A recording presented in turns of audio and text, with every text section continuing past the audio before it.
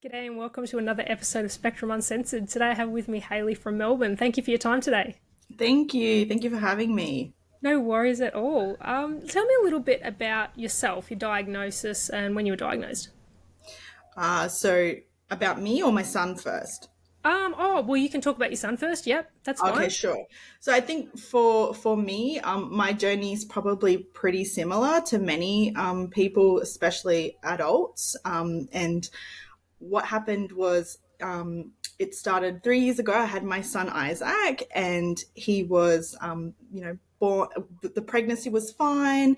I had a really good pregnancy. The birth, he was a bit late, and he had to be induced, but that was sort of the only unusual thing during labor, and so there was nothing else that really concerned me. And for the first probably 4 to 6 months of his life, I think a lot of people would relate when it comes to having a newborn, especially the first one.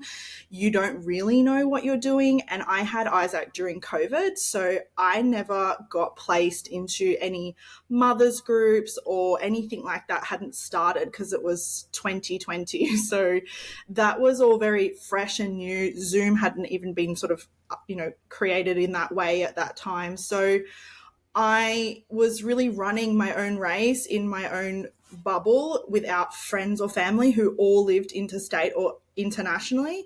So it was a bit of a alone time for me and my husband, but it meant that I didn't see anything unusual or anything different at first because I just saw a beautiful, healthy, happy child.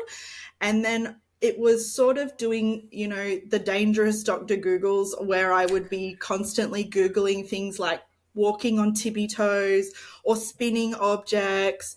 And, when you do go to that realm on the internet, the truth being that the diagnostic evaluation of autism is not as simple as one or two of those traits, and it's always about what kind, like, neurotypical people could still do those things, and autistic children specifically can get misdiagnosed because it might get um, you know, oh, well, that's just normal, don't worry about it. So for me, that was going on a lot within probably the first 12 months of his life. But they were still things that I look back on now and I think, wow, like I was recognizing that these behaviors were a little bit different and a little bit quirky, I guess you could say. And so as he got older, he went to daycare and he got COVID in the first week of daycare, which actually took him on a bit of a spiral of getting quite unwell during his, which happens very normally for people who go to daycare anyways. But for Isaac, because he was struggling to, blow his nose and all those sort of motor skills, he developed infections a lot. So I actually had been to the GP many times and questioned about autism many times, but he was still so young. So by the time I had gone to the GP for about the eighth time, he encouraged me to go to a pediatrician about his sickness. But when I went to the pediatrician, I also had two types of lists. I had, here is Isaac's sickness lists, and here's his behavioral list, because I was starting to document on my own terms of he wasn't speaking, he didn't have any problem with walking, but he wasn't able to jump and he couldn't use utensils properly. And he was very regulated that if you did something outside of that routine, it would trigger him. And so he immediately said the word autism, which made me go from this happy, bubbly, felt fine to hear it, to quite overwhelmed very quickly. But I think what he was also trying to implement to me was that this is what he noticed. And even though I had noticed a little bit, I think my mind went to a defense and a wall and thought, you know what, I don't think that this, I can handle this. So I think I just left and he told me, here's all the information you need. But thankfully, he was a very caring pediatrician in my case, and he referred me to a specialist that he was friends with that actually specializes in diagnosing autism in children and adults. So I went on the journey, and and looked up with her, and had a really great experience because she opened my eyes to what my son's autism was for him as individual. And then I actually went back to her for my own diagnosis about 6 months later, because like many of us, so many times was I getting that, oh, I do that, or oh, I think that, or oh, that couldn't be me because I'm functioning in all these other ways. And here was my son, who was diagnosed at the time with level 2 autism because he was only very young. And I'm sure if I was to reevaluate him, he may be a little bit higher in his level because he is now starting to I won't say become more autistic, but he's definitely, those traits are becoming more obvious. And so, yeah, that's sort of in a nutshell how we got to where we were. It's yeah, I'm just sitting here nodding because that's your story is very similar to my story. My Mm-hmm. son was very much the same. We didn't really, our pediatrician wasn't the best, so we've swapped quite a few times. But Right. his original pediatrician didn't want to diagnose him. They were like, "Oh, Mm. he's borderline." I'm like, "Really?" And like, if you could see him now, I'm like, "Really? You call this borderline?" But he was the same. He's like, "Oh, I'm going to Right. diagnose him level 2 because then you'll get funding." And I was like, "Righto." Like, I had no Mm-hmm. idea what that meant at the time because it was all new to me. Absolutely. But then when I went back and I found a better pediatrician that knew more about autism, he's turned around and Mm. gone, he's a level 3, and re-diagnosed him as a level 3. So similar circumstances to yours. It's I see what you're saying. Like, it isn't that they become more severe; it's just more obvious because it is Mm-hmm. as they grow. There's more demands set upon them. There's more Yeah, expectation. They need more. absolutely. And when they can't communicate, it makes it really difficult because when they're little, they want love, they want food, and they want Yeah, sleep, and it's like that's real simple. But right. as they need more stuff, it becomes much more frustrating for them. Does your son get aggressive when he can't communicate his wants and needs? Well, as he's getting older, I think he's realizing that he could use his aggression technique because he might be thinking, I've tried all these other versions, or I'm trying to tell her something, but he's now old enough to realize he can't. So I can see Yep. the frustration in his eyes. I can see him thinking it's just easier to fall on the floor, and at the time, even though I feel so educated about so much to do with autism, it's so hard to see them in that moment and not revert back to that parent, parenting techniques of, oh, he's just being naughty or he's just throwing a tantrum, versus this is a person who's like a child who's frustrated. He can't tell me he wants socks. He wants to put socks on because his feet are sensitive. Yet I have to go through like a newborn. Are you hungry? Have you done it? I've got to change your nappy. Are you tired? And so I think what people don't realize is that we never really exit the newborn stage when they are nonverbal, especially because we have to guess everything and try and create techniques from when they're younger so that they can express themselves, which is why I'm such a passionate person about early intervention. And when I very first, I think I was lucky in a way that Isaac was nonverbal because nobody debated me, the NDIS or my pediatrician, because he hadn't said one word, so there was nothing they could do. But what happened next was that he went to a ears, nose and throat specialist because it turned out that all that COVID had actually created so much backed up stuff in his ears that he had to have grommets and have an operation. So when I actually went to the ears, nose and throat specialist, I was in the process of getting his diagnosis for Isaac, and even that specialist sort of gave me an impression of like, well, I've seen this many times. It's not autism. It's just he's frustrated. He's in pain, which was true. But I still am so grateful that I pushed through that and still got a diagnosis, because even 12 months later of him having the grommets, absolutely, I'm sure his ears and the pain and all that swelling is gone, but his autistic traits stayed strong. So, but there is so much that I believe that is changing within the medical world, because they're starting to have seminars and education, and there are more professionals around it, because exposure is so important to medical people, so that they are, they can have an understanding of what it actually looks like to deal with different individual autistic people, which is why the psychologist who diagnosed us, she'd obviously had that type of experience, whereas I had gone to other psychologists who were a little bit unsure because they hadn't had that experience with autistic people.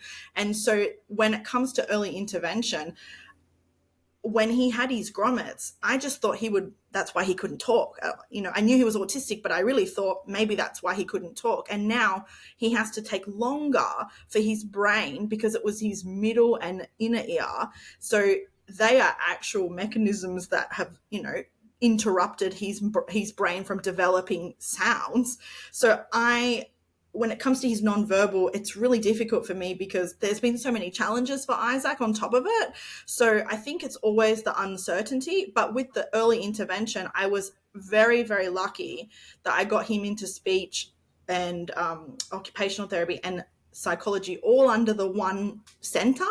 And I just happened to get that very early on and locked them in. And I remember going and thinking, what are they going to really do? What is this going to really look like, for my son? And I was impatient and I wanted 2 sessions in and he could talk, So I think, I didn't understand what it would bring. But when I went 12 months in the future, we actually went and looked back at all the things Isaac had achieved, like being able to point, being able to wave, being able to use utensils, being able to, he got diagnosed with sensory processing disorder as well. And so he really struggled with touching sand or going to a park and putting his hands down. So all those things that I was just looking for a very, I guess, obvious thing like talking, but when I put it down to it, what he achieved in that time because of therapy is because I would have had no idea that they were the things I had to concentrate on.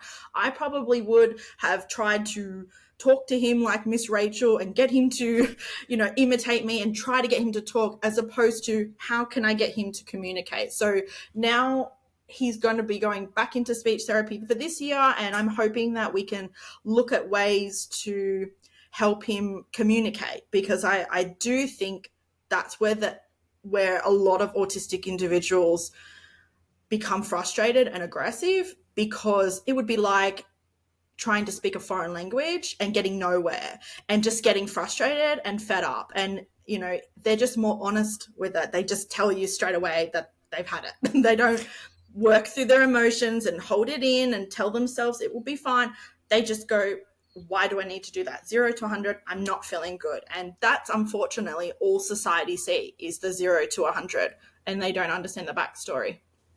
Yeah, well, my son's very similar. He had grommets at 18 months old, I think it was, and he just a lot of ear infections. And so, of course, the first thing they checked was, can he hear properly? Is he deaf? Is that why he's not talking? But our son did have a few words, but he actually regressed around 2 years of age. He completely regressed. He stopped talking. He stopped waving. The only thing he didn't lose was walking. But everything else tracked normally. And in hindsight, I look back and go, okay, yeah, there were sensory issues. He was diagnosed with sensory processing disorder as well. And I look back at videos of him where he was trying foods and gagging, and I was just like, you were just thinking, oh, typical kid, just being dramatic. But now I look back and go, okay, no, that was a sensory issue. I'm so sorry.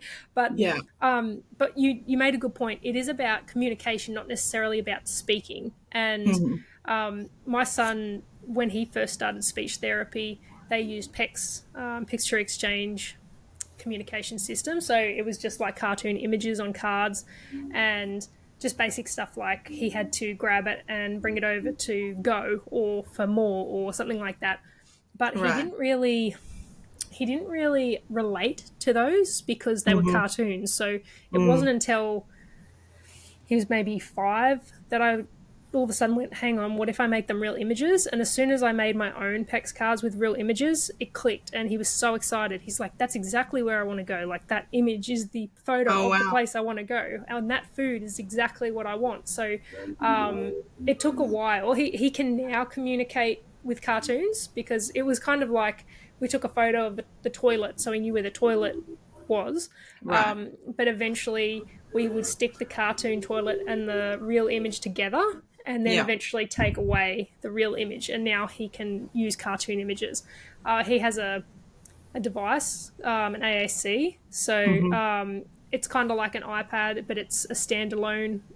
We tried the iPad, but with like Prolo Quo, but we found that he was like, "Wait, an iPad's for playing. I don't want to use it to communicate." Yeah. So NDIS gave us the standalone device, and now he's amazing. He can communicate what he wants, where he wants to go, what he wants to eat, Yeah. if he's in pain, where it hurts, all that kind of stuff. You know, the thing streams are made of, really, because that's all you want Mm, is your child to be able to communicate absolutely. those things. Like it's like you said, it's like speaking a foreign language or not being able to speak a foreign language. I Mm-hmm. always kind of compared it to being stuck within yourself, almost in like a Yeah. not a vegetative state, because they are moving around and doing everything, but they're still stuck with inside themselves. It's Absolutely. like I can't think of anything more frustrating. So I can And totally understand why they lash my out. husband, my husband's actually from Vietnam, so he's Vietnamese. So my son was also learning essentially two languages when he was a baby. So I got a lot of feedback of people saying he's just taking a little bit longer because he's learning these two languages. And when I double checked with the speech therapist about, is that something we should be doing? Which one should I focus on? She explained to me that it was important that we did speak my husband's native language, but we had to keep it that that's what he spoke to Isaac in, and not a mixture of English and Vietnamese. So we actually do have a bilingual home, and I am, have always been in the process of learning Vietnamese because it's quite a hard language for me, especially with my brain. But I know what it feels like to actually be in a situation where you can't communicate something, and actually that leads to a lot of my frustration when it comes to communicating with his family, is because we have so much we want to say to each other, and you have to completely rely on body language and eye contact and gestures to create a bond. And so for somebody like myself, who I'm very a high masking person, what I found was that when I actually lived in Vietnam, I tried to assimilate and sort of immerse myself in the culture, which was fabulous. But at the end of the day, I wasn't Vietnamese. And so that would get me and my brain overstimulated, because, I was trying to find a sense of belonging instead of being able to be really accepting of who I was then. And so I look back on that time, because it was many, like 8 years ago. I look back at that time and realized so much of my reactions was because I was frustrated I couldn't communicate for myself. So when I look at my son now, I wonder, like, that must be going through his mind as well. Here I am trying to communicate in two different ways. And thankfully, most gestures in life are universal, and you can kind of, you know, anybody can smile, anybody can wave, and everybody knows what that is. So like, I'm really grateful that I've been able to experience that, so I can have an idea of how Isaac is experiencing that. But it's sort of, there's just so much texture to our lives with that it means that within my brain, I'm always keeping my hope, but then the reality will hit me really hard of how can I adapt to this situation, because it's almost like you mask your own son's autism because you want to understand them and you want to create a social norm between you and him. So I have to push myself sometimes to get out of that and remind myself that I do enjoy being social with people and I do enjoy my family and my friends, but when you're in your own bubble at home with someone who he likes people around him and he won't acknowledge them in a way that looks like acknowledgement, but he likes to be around people. He just won't look at you while he's there, but he's listening. And I think as he's getting older, I'm really surprised at how much he understands, and things that I might suggest to him, like, bring me this, and he'll just bring it to me, and I'm like, how do you even know what this word is? So I'm really thankful for his daycare, because I think he's been able to go and see a lot of socializing with other children. So I was really worried about what daycare would look like for him. And even though we got off to a rough start with COVID, now I understand why his therapist told me to let him go to a mainstream kindergarten childcare as opposed to an autistic one, which is what I thought I have to do. But now Isaac, he's going to grow up in such a different world, and I hope that with podcasts like this and information that we're seeing all the time and people becoming a lot more casually accepting of it, which is what I hope for the future, that it's just like, oh, okay, he's autistic, that's great, and being really sensitive in a way that's not patronizing. And so I feel like we're in that zone right now where we're trying to create a life for him where he's accepted and loved. And I'm very grateful that he's got that with my family and with my overseas family. But it takes time and work, and it's still a bit of a loneliness thing when you're just about you and your own, like as a parent to a child. And I think that support is really important, but also understanding your own needs. You have to be able to find your own release as well, because it's really hard. It can be really hard.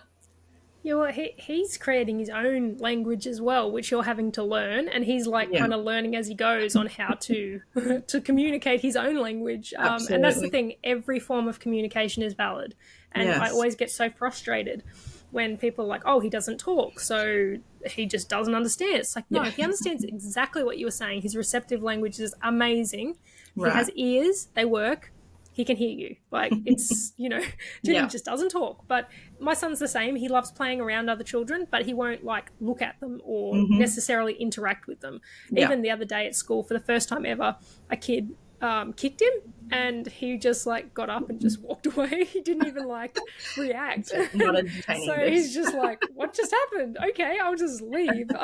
So yeah, it's just things like that. It's like, oh well, at least he's not like violent, I Yeah. guess. I But think about when um you said about the cards, like I feel like he looks at the cartoon and he's like, this isn't reality to me. And then you mm, bring him the reality and he's like, thanks. This is, so sometimes I laugh and say like, oh, you're too smart for your own good, because it's like, I don't need to play into this. Like my brain is like obviously wired that I don't need to be spoken to in a child way. I understand this. So yeah, it's funny it's when that they, it's when that they literal do that. thing too. Like autism, Mm. there's so much literal Yeah. stuff going on. So it just made sense. I don't know why I didn't think of it like years earlier, but I was still learning everything, and it just made sense as Absolutely. soon as it clicked. I was like, oh my goodness, I could have just saved like 3 years. And so Hmm. I always tell people things like that, because I'm like, oh, especially if they're at the kind of the beginning of the journey Yeah. and the kids are still trying to communicate.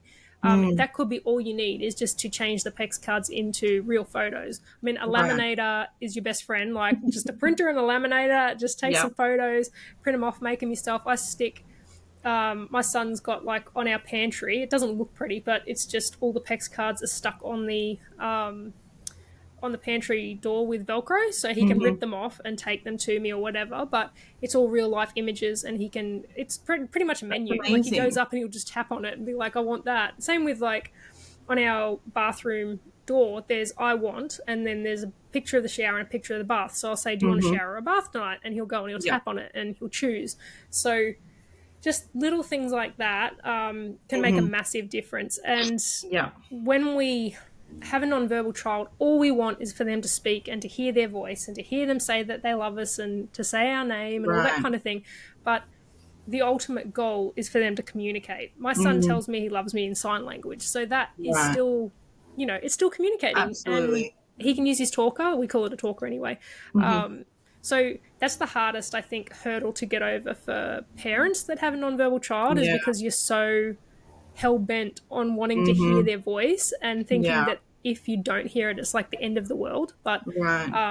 But I'm not worried about that stuff anymore. Yeah. He's 10 and a half, and I'm like, he can communicate, so that's great. It doesn't matter how he communicates, as Yeah. long as it's not like violence. Right. But Totally. so yeah, it takes a long time. It's a bit of a grieving process because it's not what Mm. you expected, but it's kind of, you just come to terms with it in your own time.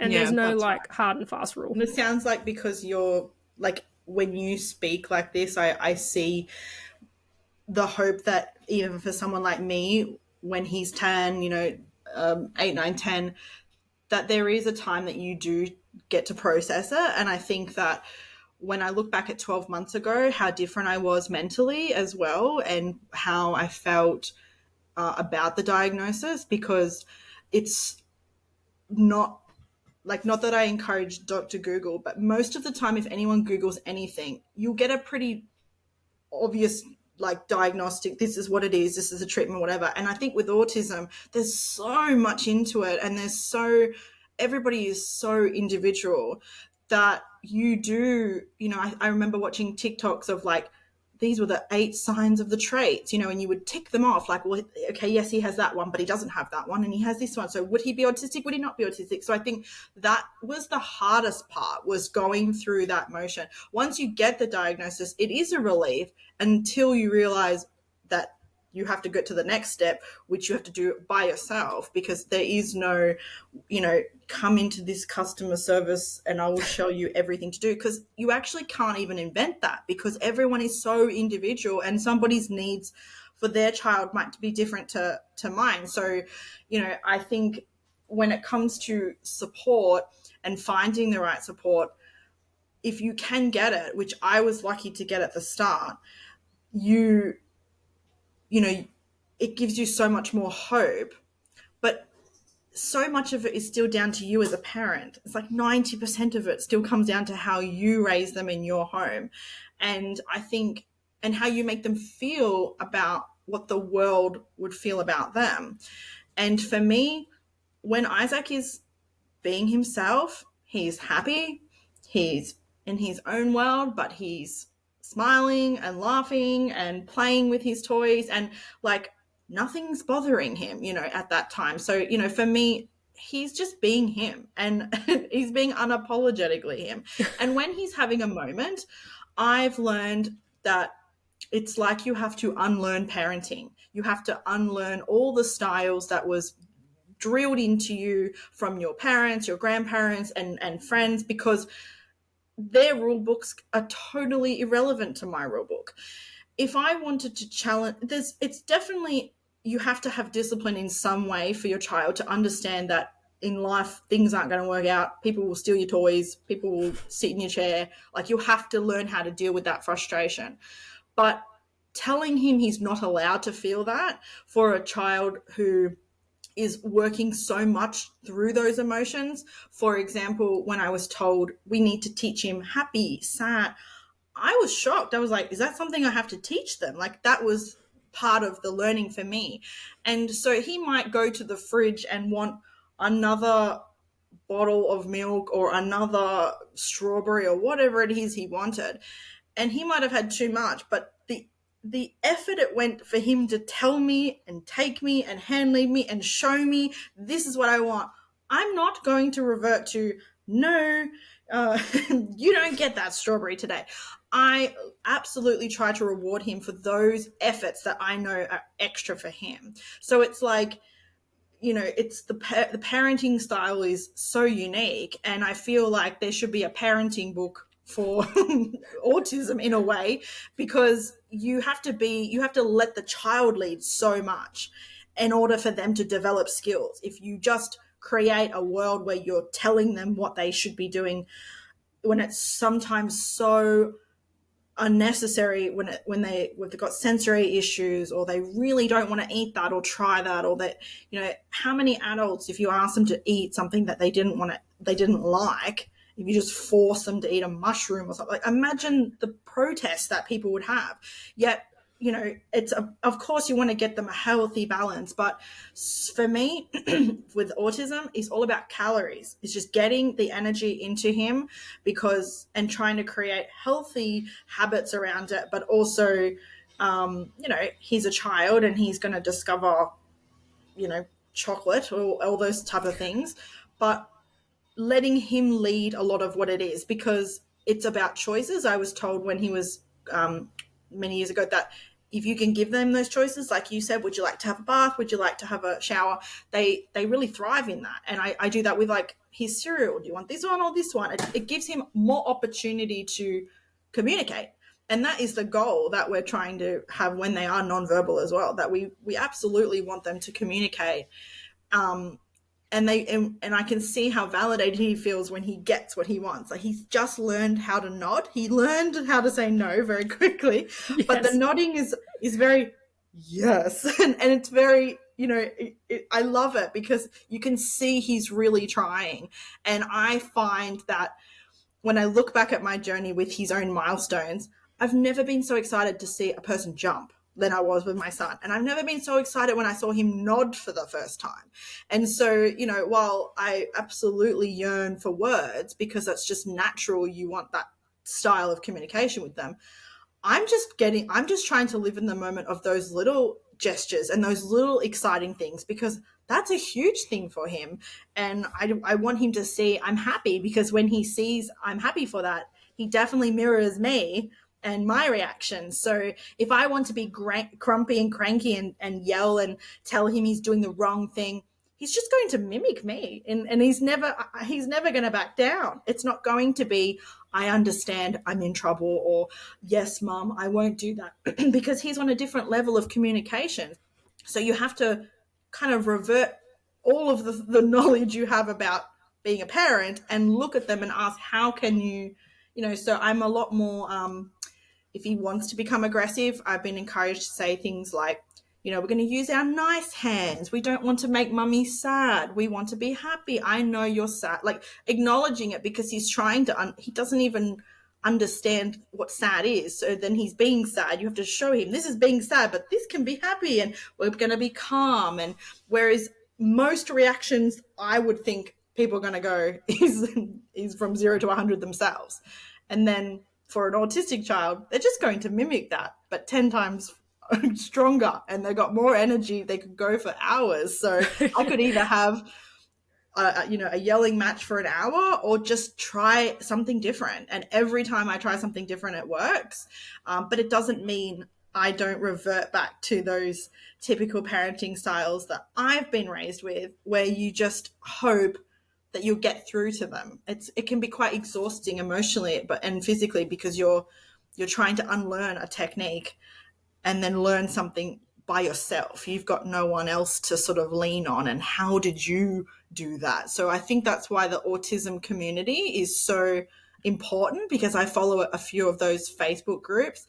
And as a person who, can find it hard to sort of come into a social group, it's so easy if you can be a part of a group where everybody, you don't even have to explain anything. It's like you give one look to someone with an autistic child and you're like, oh, I got your back. Like, I understand it. No need to explain anything. And then people will often put posts about, questions that I have, but like maybe I didn't want to ask. And so it's so refreshing because it doesn't make you feel as alone. And even though I'm lucky because I have a supportive family and my husband, I still yearn for someone more relatable in my circle. And so for having complete strangers feel more relatable, or I could post something and get so much support in response, it's so important, I think, because you can't rely on people getting together with autistic children. We can't all just go to the coffee shop and hope that it'll all work out. So we've got to use these platforms for the benefit for us and getting a sense that we're not the only ones out there going through this. And I love that about those communities. Yeah, well, even what you were saying about choice is control, isn't it? So, and often, especially kids that are nonverbal, they don't have much control. They're always relying on somebody else. I often Yep. was told that my son wasn't patient. I'm like, he's literally the most patient person I've ever met because he's constantly having to wait for other people to help him or other people to do Mm-hmm. something or other people to work out what he needs. So he's Yeah. very patient. And I imagine your son's very much the same. Yeah. It's choice is control, and we all have personal control over Mm. pretty much everything.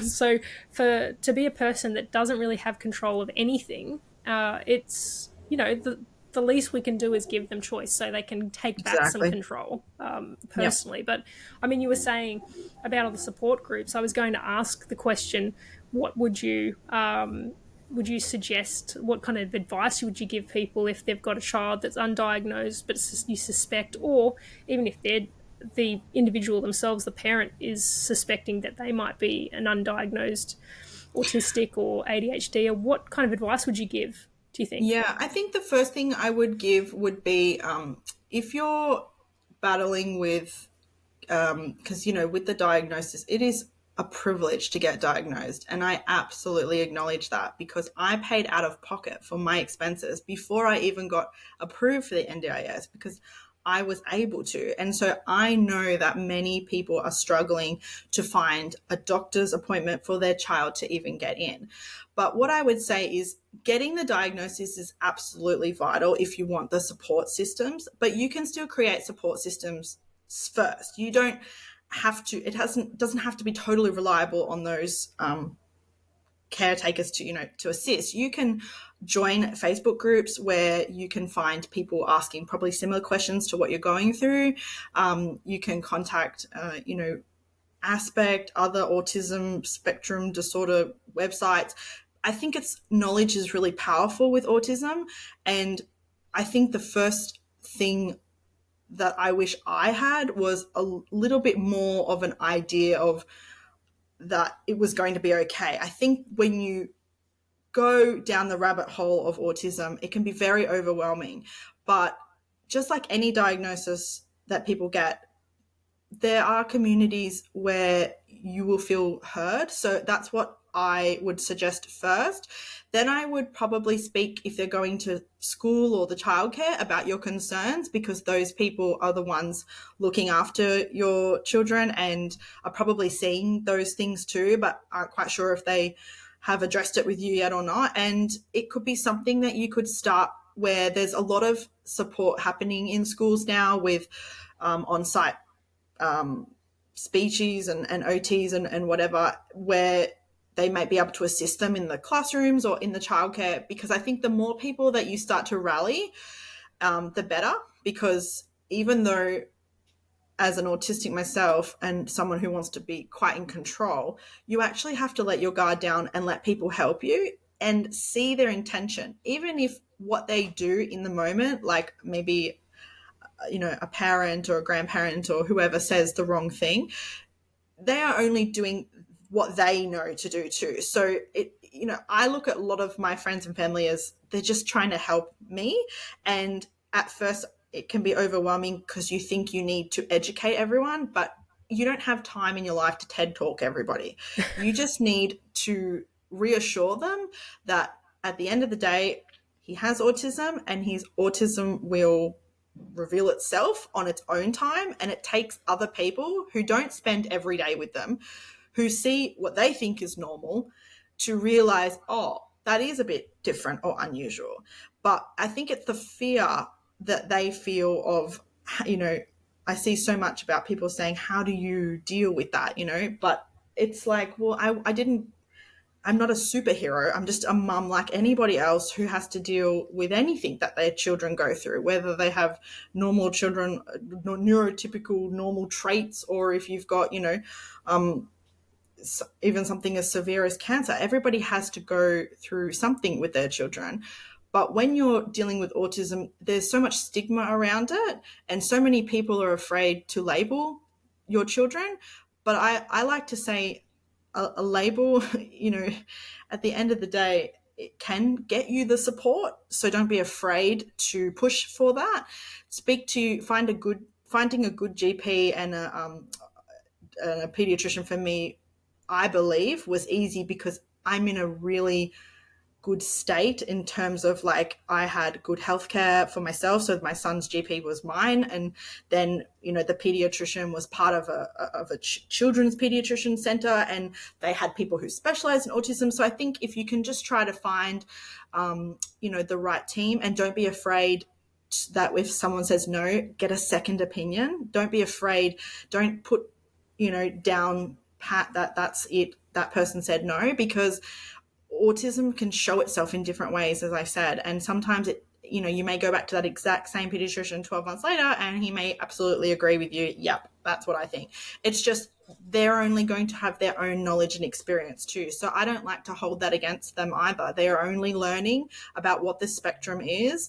And I think as a parent, if you are wondering, I sense a lot of these autism things are things I have in my own world as well. What I gained from my diagnosis was not so much of a label, it was to actually be kinder to myself and to understand why I react the way I do. And I see so much effort I put into my son's autism and how I'm really gracious towards him, yet I wasn't doing the same thing to myself. I was being very critical and hard, and I wanted to just have that feeling that I had done everything in my best intentions for him. But because it wasn't happening in my ways and my controlling ways, it meant that I was having meltdowns of my own. I was having my own grief. So when a parent, I've had a few people ask me, like dentists and people that I'll just be talking to about my son. And because I'm very open to just be like, yeah, he has autism. Like there's nothing, this is who he is. And then you can see that they may be struggling with something themselves, but there could be a lot of barriers to why they haven't reached out to anybody. But my words of encouragement would be that not always is it autism, of course, but if you're feeling something, if you're sensing something and you want clarity, go and find that. Seek that out. Don't be afraid to get out there and do that. That's what I would say. I just feel like you can't really regret self discovery, and it is Mm-hmm. very empowering. And I was very much the same, that I was able to forgive myself and be kinder to myself and go, okay, now I know why I do these things. It's not like I'm crazy or anything like that. That's just how I'm Right. wired, and that's that's that. And yeah, I Absolutely. mean, try to find a village. The bigger, the better. But yeah, it's all very, very relatable advice. So Yeah. thank you so much for coming in That's today and okay. having a chat with me. No But worries. yeah, it was Thank you lovely to for having hear about me. your story. It was, yeah, it kind of felt very similar to my own. So Mm-hmm. it's always nice to kind of share those similarities, and yeah, that's what it's all about. So thank you That's again for right. coming in. Thank you. Thank you for Awesome. having me. No worries. Take care. All right. Bye. Bye.